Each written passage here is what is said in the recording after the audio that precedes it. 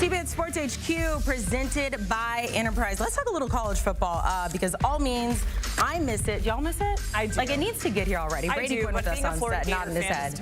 Dennis Dodd has come out with his post-spring preseason top 25. This will change. There'll be another one as we get a little closer to the season.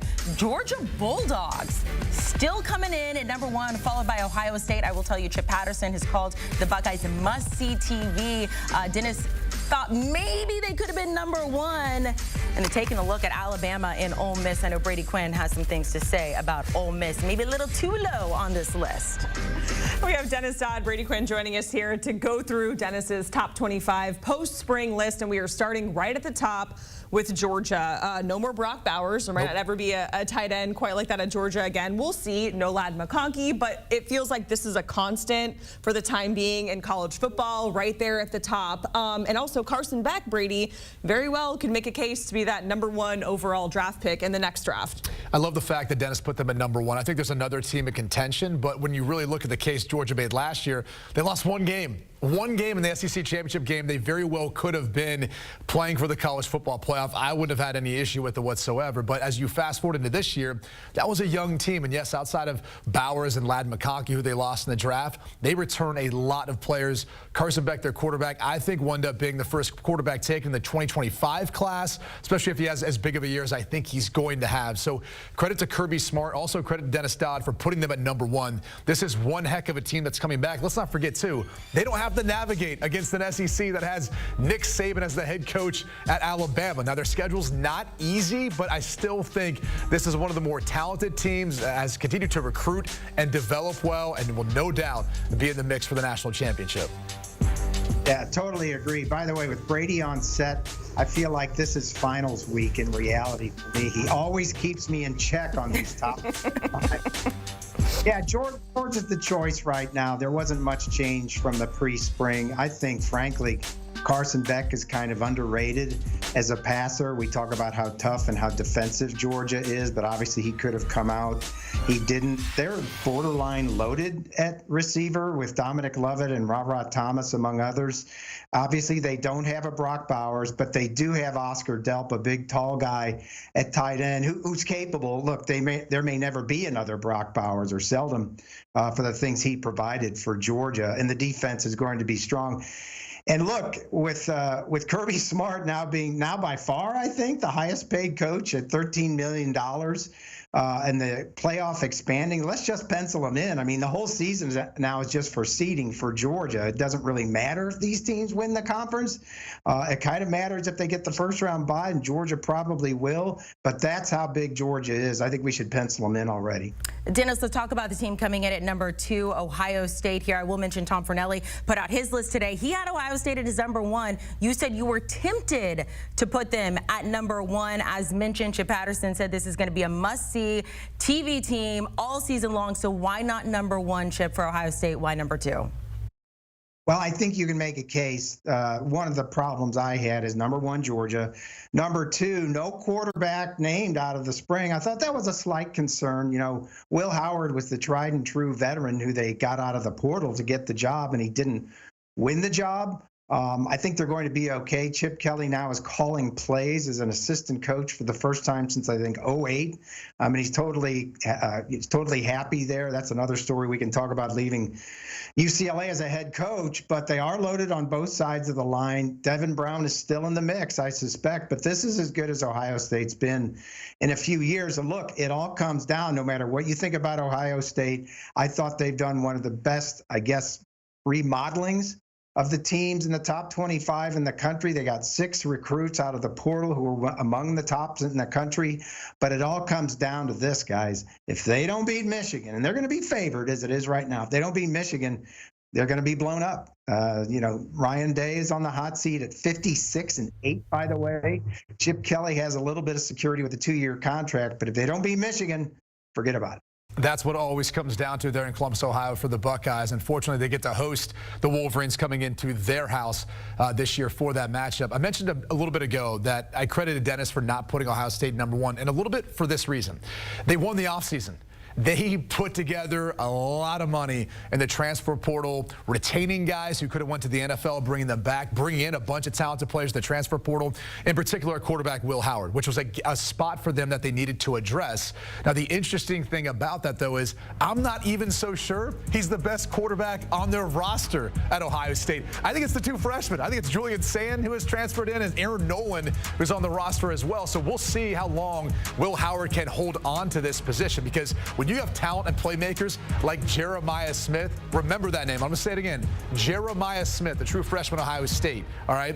You don't have to do a whole lot. You just got to distribute the football and let the playmakers do work. They'll have arguably the best defense in the country. The only other real question about this team is their offensive line. There's been a little bit of rebuilding, retooling there, how fast they can adapt to a new offense with Chip Kelly, but there's no doubt they're at least the #2 team in the country, if not quite possibly the #1, depending on how all that money was spent in the offseason ends up working out once they get into the games. First of all, Dennis, I apologize for calling you Chip Patterson. We have Chip Kelly, Chip Patterson, a lot of chips going on. A lot of chips. Obviously, you're Dennis Dodd. Really quick, and I hope I am not going to mess up our producer even more, because he's already upset with us.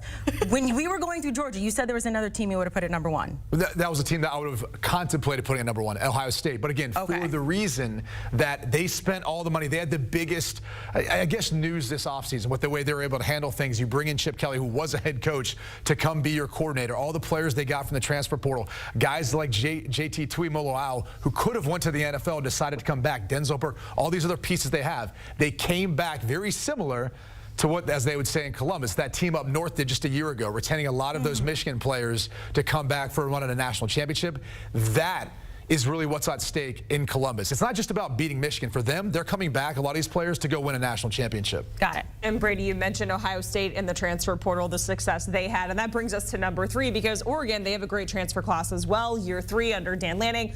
But are they going to be contenders right away in the Big Ten? That's a big question mark there.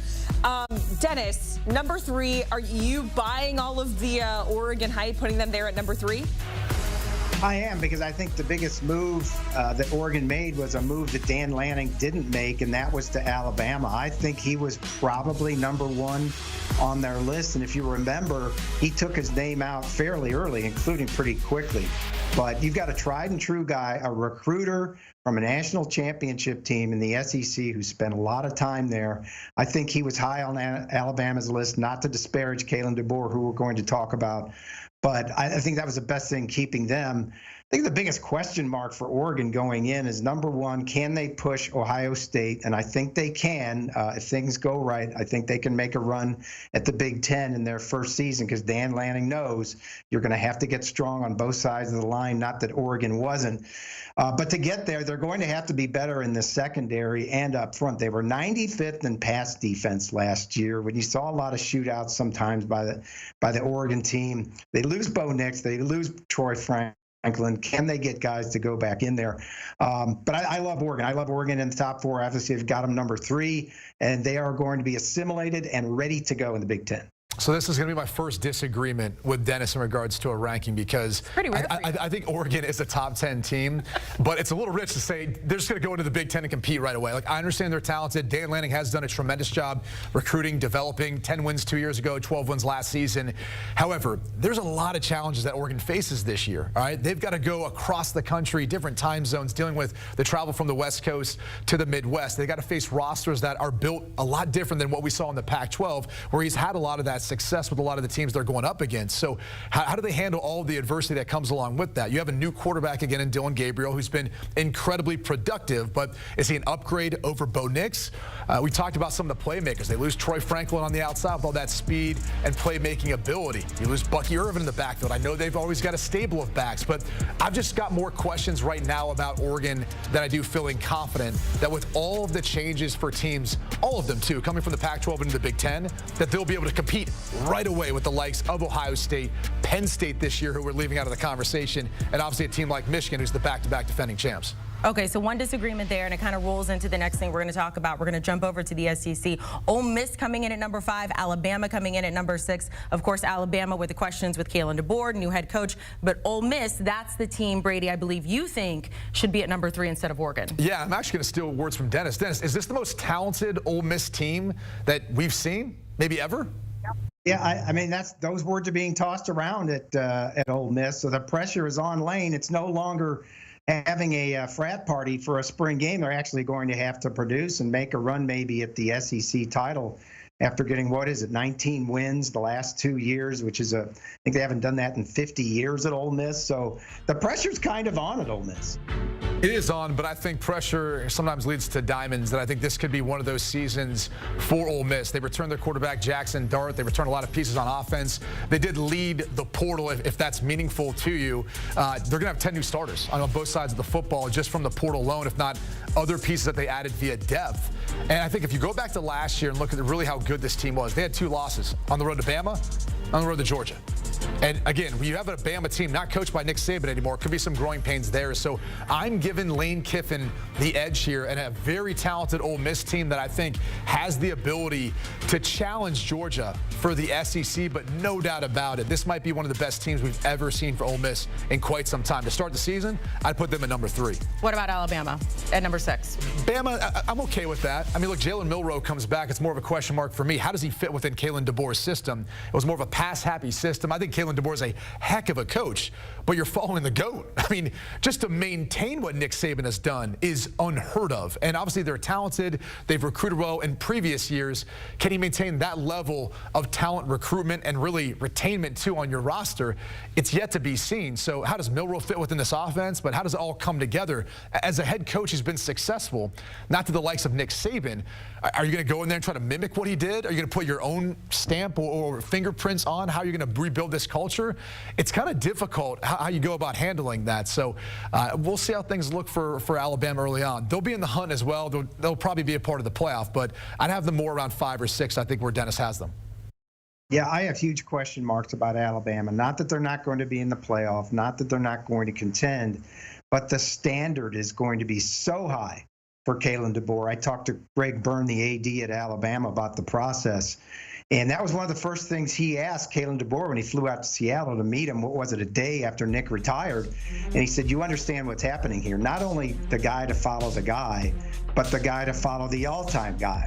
And Kalen DeBoer said, I consider it an honor. There's only one person that could do that. I believe that is me. And he wants to come out there. The concerns I have are obvious, and Brady is right. No Dallas Turner, no Isaiah Bond. I think they getting left tackle Caden Proctor back after his transfer to Iowa is huge. That protects Jalen Milroe, who will, I think, make an improvement under Kalen DeBoer. What he did with Michael Penix was significant. And let's not forget, Jalen Milroe is the leading returning passer in terms of yards per pass. And I know he makes some bad decisions, but nobody in the country was higher than him last year coming back at 10 yards per pass. But so much loss. I just want to see, I don't want to see it. I'm interested to see how the Alabama fan base reacts if this team goes 9-3. Brady, let's talk about your alma mater, Notre Dame, coming in at number 8, entering the 3rd full season under Marcus Freeman. You get Riley Leonard. Yeah. The schedule looks easy. So in your eyes, what needs to happen in order to deem it a success? The offensive line has to gel and come together. You obviously lost some key pieces on the offensive line. That's going to be the biggest question mark. That and really the health of Riley Leonard. You know, you get him from the transfer portal. You now put him in a position where he's experienced, he's athletic to run. Their new offensive coordinator, Mike Denbrock, who returns to Notre Dame, that system.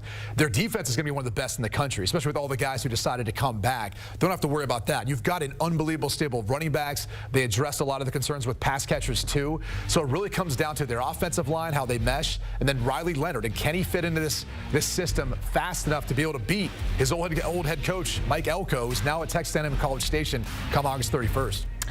Notre Dame, good luck to your Fighting Irish this season, Brady Quinn. Finally, let's look here. Let's talk about Miami. This is one of your highest risers, Dennis. We were talking about this in the newsroom yesterday. I am still waiting for Miami to be back, if you will, under Mario Cristobal. How long are we going to keep waiting for this? Well, I don't know what the standard is for Miami this year, but they've got to improve in year 3 under Mario Cristobal. I love the addition of Cam Ward. I think he's one of the best +1 dual threat quarterbacks, whatever you want to say about him. He gets to a bigger stage in Miami where I think he'll be They'll have more behind him to allow him to succeed than Washington State.